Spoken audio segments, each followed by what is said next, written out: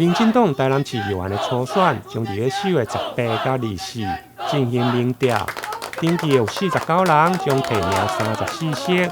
其中永康地区吴强山会用来讲竞争激烈。新人朱正轩除了一透早就伫路口来拜票，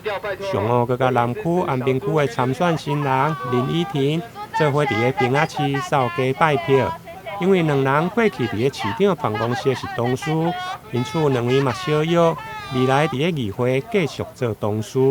因为我之前其实我们在永康的平雅期这边我们都知道平雅期它跟永康跟原市区的交界处。那其实摊贩呢，来自我们台南市原市区的非常的多，包含消费者也是。那特别是渔货的部分很多也都是来自林依婷它的选区南区安平区，所以呢就有这个发想说是不是有机会可以邀依婷来这边来到永康的平雅期，跟小叔朱正轩一起合体。而且呢，其实我过去在扫平雅期的经验里面，我都会发现有一些乡亲就带着依婷现在他这个脸上戴着这个口罩，那就觉得很亲切，而且就也知道说，其实这些市民乡亲可能都来自南区安平区。那今天特别邀依婷来这边合体，当然在永康在地来讲我希望讲会当金出掉更加侪乡亲的领动让他看到说两个年轻人这样一起互相拉抬，想办法可以拼过初选。那一方面呢，也希望说带依婷来永康这边走一走，一同来向伊南区安平区的乡亲一同来拍招呼。其实说到我认识郑轩，应该是2018，就是在市长选举的时候，那时候就是当同事了。而且我对郑轩最印象深刻的是，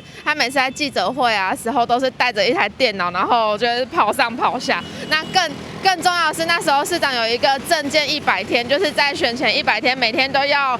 出一个早安图。那时候我跟郑轩就是合作的，他每天都要丢一个政见给我，然后让我们去进行后面的制作。所以其实他对于市政府的不管各种市政相关的议题都是非常的熟悉的。那更何况进到市府之后，郑轩其实在市政的推广上，其实都是占了非常大的作用。包括其实郑轩进到市府之后，他的那种努力打拼，真的是让我真的非常的难忘。因为我每次都跟他讲说，朱郑轩，你的早餐为什么还没有吃完？那我讲这句话的时候都已经下午了，就是可能午餐都过了。所以其实都可以看到郑轩是非常努力打拼的背影。那今天可以跟他一起来到永康，其实也是希望说，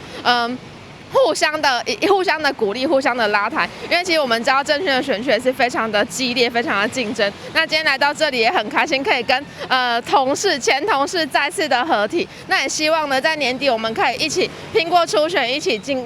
拼过大选，然后再续前同事缘这样。两位选伫平雅市来合体，除了市场靠近市区以外，另外平雅市的议会嘛有对南区甲安平区来的。因此，两位透过合体扫街拜票，嘛有互相友台声势的作用。台南新闻林根采访报道。